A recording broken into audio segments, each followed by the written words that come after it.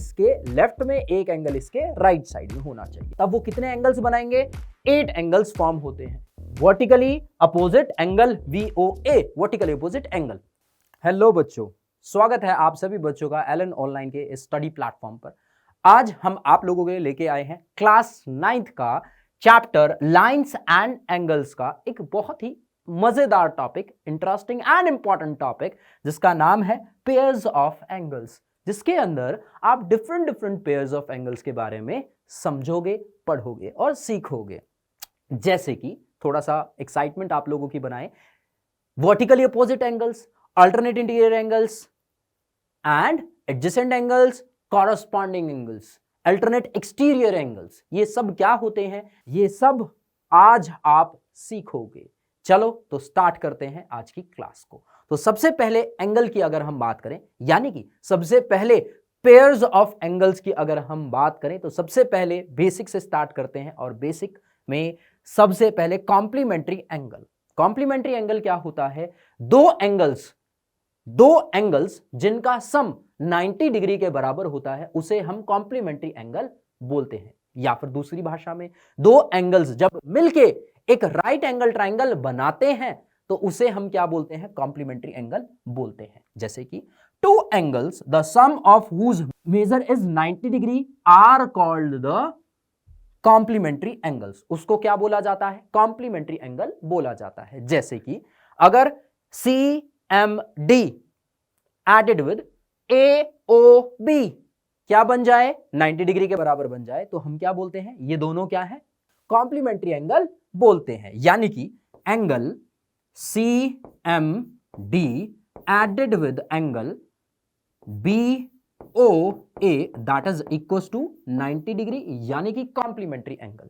जैसे कि एग्जांपल के तौर पे आप देख सकते हो 30 डिग्री या फिर 60 डिग्री 30 डिग्री, 45 डिग्री 45 डिग्री, ऐसे ही 15 डिग्री एंड कितना डिग्री? जरा बताओ कमेंट करके। 15 plus what? That will make a complementary angle. That's the question for you guys. अब कॉम्प्लीमेंट्री एंगल के बाद चलते हैं सप्लीमेंट्री एंगल पे। तो सप्लीमेंट्री एंगल क्या होते हैं? सप्लीमेंट्री एंगल वो एंगल्स, दो एंगल्स जिनका सम 180 डिग्री के बराबर होता है। किसके बराबर होता है? 180 डिग्री के बराबर होता है। Two angles the sum of whose measure is 180 degree are called the supplementary angles. जैसे कि CMD if added with AOB if it is making 180 degree, अगर ये 180 डिग्री एंगल बना रहा है, तब ये क्या होते हैं? सप्लीमेंट्री एंगल कहलाए जाते हैं। यानी कि angle CMD added with angle AOB, तो ये कितना हो जाएगा? Equal to 180 degree. तब इन दोनों एंगल्स को क्या बोला जाएगा? सप्लीमेंट्री एंगल्स बोला जाएगा। आई बात समझ में? 110 70 डिग्री, ऐसे ही 170 प्लस 10 डिग्री, दोनों मिलके क्या बना रहे हैं? 180 डिग्री बना रहे हैं। अब सप्लीमेंट्री एंगल के बाद हम बात करते हैं किसकी? एडजेसेंट एंगल्स की। अब ये एडजेसेंट एंगल्स का मतलब क्या होता है? एडजेसेंट यानी कि एक दूसरे से जुड़े हुए। अब एडजेसेंट एंगल्स का मतलब होता है ऐसे दो एंगल्स जिनमें एक वर्टेक्स और एक रे क्या है? कॉमन है। बट एक और जरूरी बात वो क्या होती है? वो ये होती है दोनों के अंदर कॉमन पॉइंट्स नहीं होने चाहिए, कॉमन नहीं होना चाहिए, सिर्फ एक वर्टेक्स और रे को छोड़ के। क्या होता है थोड़ा समझते हैं इसको।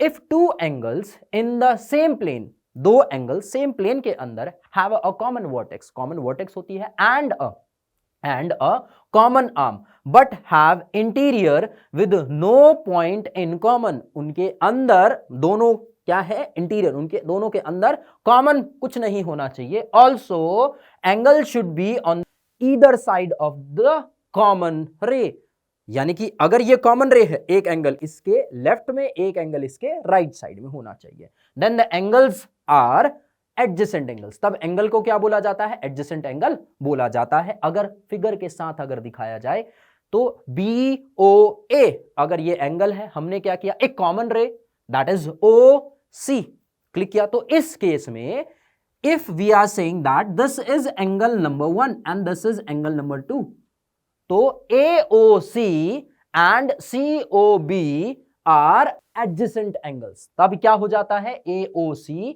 and BOC are adjacent angles. क्या होता है? AOC and BOC have a common vertex. Common vertex क्या है? O है, and a common arm OC है. Common vertex O, common arm OC, तब जाके हम क्या बोलते हैं? AOC और BOC are adjacent angles. अब adjacent angles के बाद आता है आपका linear pair of angles. Linear pairs of angles. अब linear pairs of angles क्या होते हैं? दो एंगल्स जब adjacent हैं और उनका सम 180 डिग्री के बराबर है तो उन्हें बोला जाता है लीनियर पेयर ऑफ एंगल्स, या फिर इस तरीके से भी आप बोल सकते हो टू एडजेसेंट एंगल्स. ध्यान रखना, लीनियर पेयर ऑफ एंगल्स में दो एडजेसेंट एंगल्स होंगे. ठीक है, two adjacent angles are set to form a linear pair of angles if non common arm जो कॉमन नहीं है, आर टू अपोजिट रे, दोनों क्या है? एक दूसरे के अपोजिट हैं. किस तरीके से? नॉन कॉमन रे OB और OC, ये क्या है? एक दूसरे के अपोजिट हैं. कॉमन दैट इज OA रे कॉमन है. Adjacent angles BOA and AOC. ठीक है, अब यहां पे काफी बच्चों को कंफ्यूजन होती है कि लीनियर पेयर एंगल और सप्लीमेंट्री एंगल के बीच में डिफरेंस क्या होता है. बच्चे, लीनियर पेयर एंगल में कंपल्सरी होता है एडजेसेंट एंगल होना और दो एंगल पेयर्स, दो होने वाले पेयर्स, यानी कि दो एंगल्स के बारे में बात करें, दोनों के दोनों क्या हो? दोनों के दोनों एडजेसेंट हो. बट सप्लीमेंट्री एंगल में क्या होता है? दो एंगल्स, कोई भी दो एंगल्स जिनका सम 180 है तो उनको क्या बोला जाता है? सप्लीमेंट्री एंगल बोल दिया जाता है.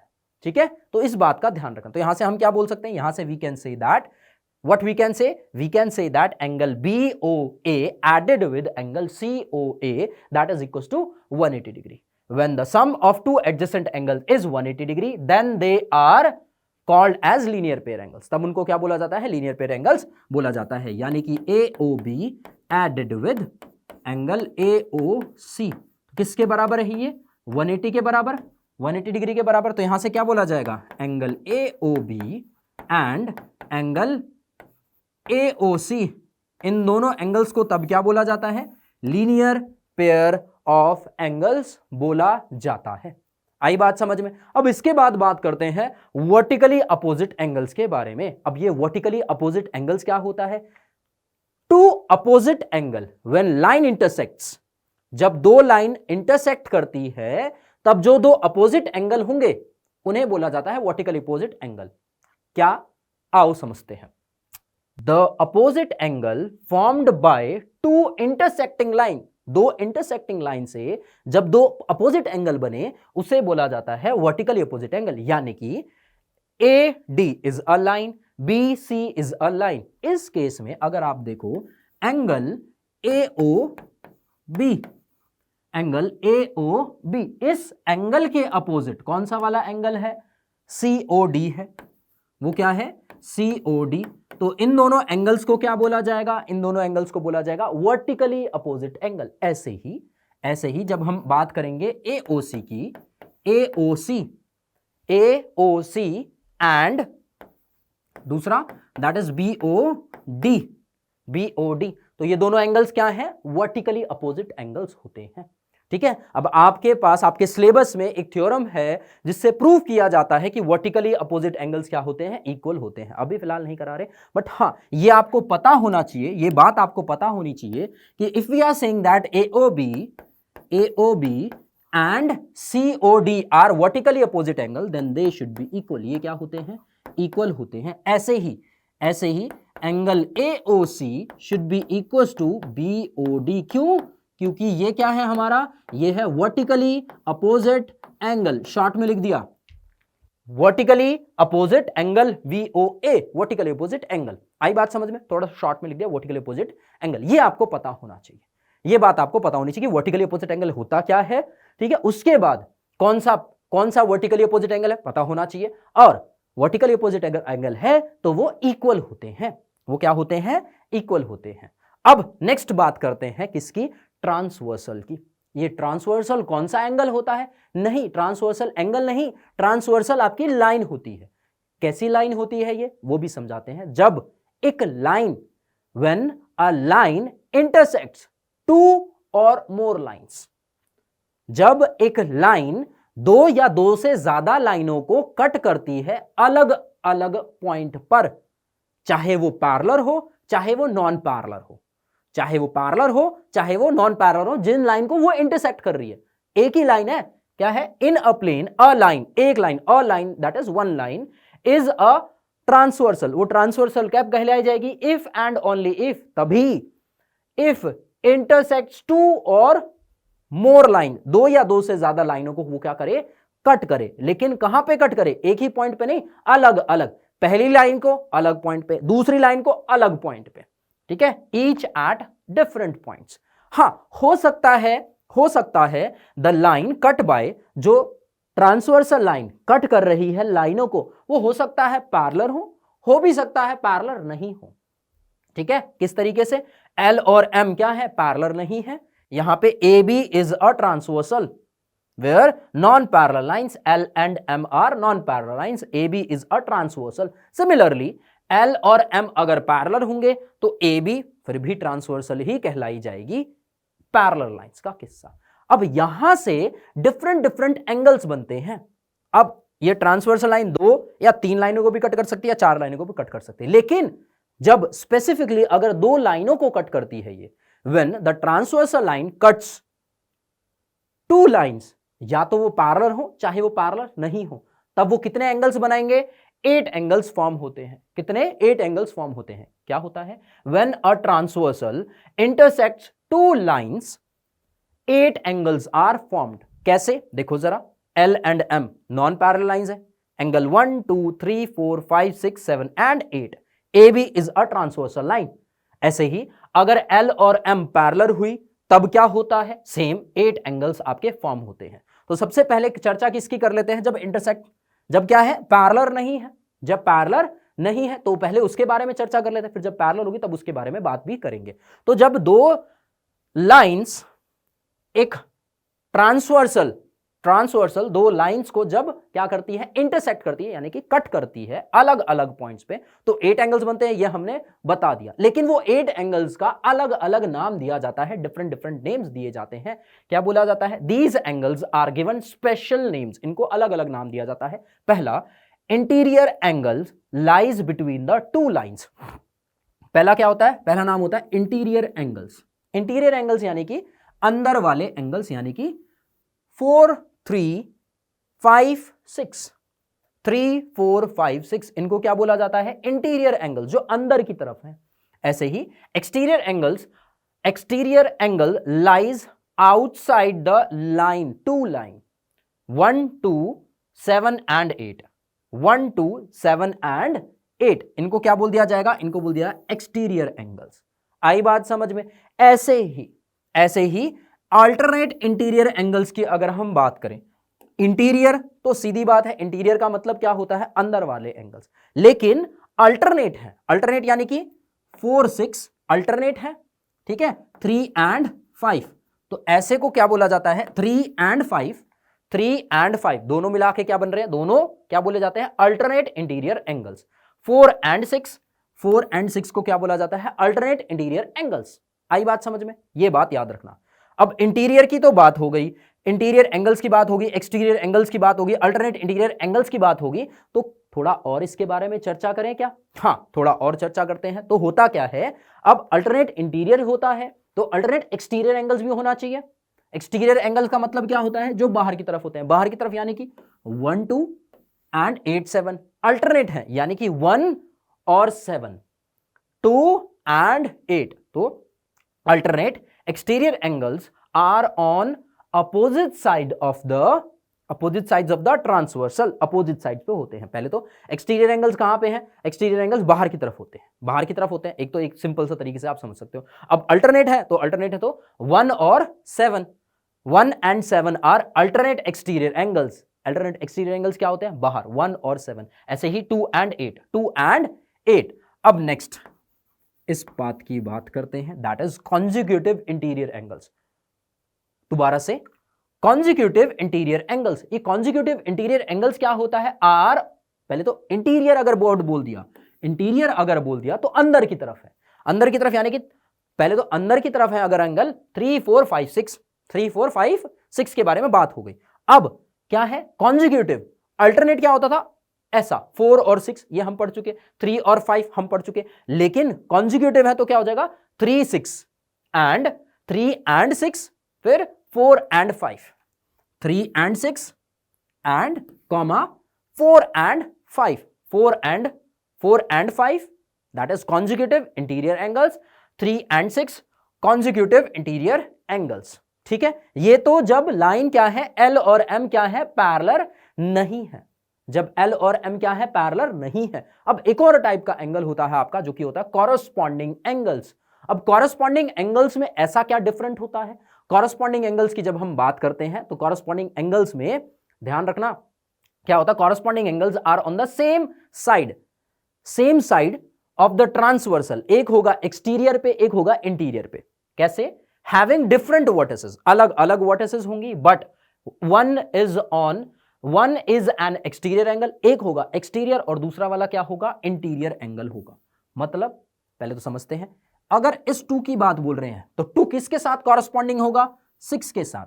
अगर 1 की बात हो रही है तो 1 किसके साथ कॉरस्पॉन्डिंग होगा, 5 के साथ। ऐसे ही 3 किसके साथ होगा, 7 के साथ कॉरस्पॉन्डिंग होगा, 4 8 के साथ कॉरस्पॉन्डिंग एंगल कहलाया जाएगा। जैसे कि 1 and 5 are corresponding angle, 4 and 8 are corresponding angles, 3 and 7 are corresponding angles, 2 and 6 are called corresponding angles. ये होते हैं आपके different types of angles formed by transversal line when it is cutting two lines on different points। कितने angles बनते हैं, 8 अलग अलग angles बनते हैं। कौन कौन से, सबसे पहला क्या पढ़ा हमने, सबसे पहले पढ़ा कौन सा, interior angles exterior angles, alternate interior angles alternate exterior angles. फिर उसके बाद क्या पढ़ा, उसके बाद पढ़ा कॉरस्पॉन्डिंग एंगल्स।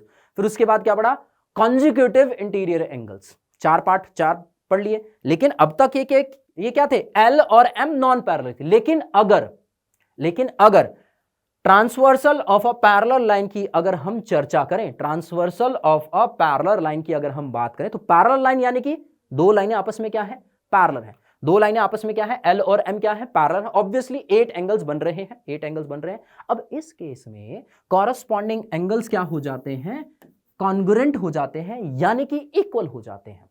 दोबारा से, if 2 parallel lines, 2 parallel lines हैं, are cut by a transversal, एक ट्रांसवर्सल लाइन 2 पैरेलल लाइंस को क्या करती है, कट करती है, then each pair of corresponding angle is congruent, यानी कि इक्वल होता है। यानी कि अगर हम बात बोलें तो angle 1 is equal to angle 5 if L is parallel to M। 1 और 5 क्या है, कॉरस्पॉन्डिंग एंगल्स हैं। कॉरस्पॉन्डिंग एंगल्स तो हमने सीख लिए कहां होते हैं, ऐसे ही 4 और 8 क्या होगा, इक्वल होगा। पहले इस पार्ट के 1 और 5 क्या है, कॉरस्पॉन्डिंग। 4 एंड 8 क्या है, कॉरस्पॉन्डिंग। सिमिलरली एंगल 2 और एंगल 6 क्या है, कॉरस्पॉन्डिंग। एंगल 3 एंड 7 क्या है, इक्वल, कॉरस्पॉन्डिंग, ये कॉरस्पॉन्डिंग। और जब लाइंस पैरेलल होती हैं तो कॉरस्पॉन्डिंग एंगल्स क्या होते हैं, इक्वल होते हैं।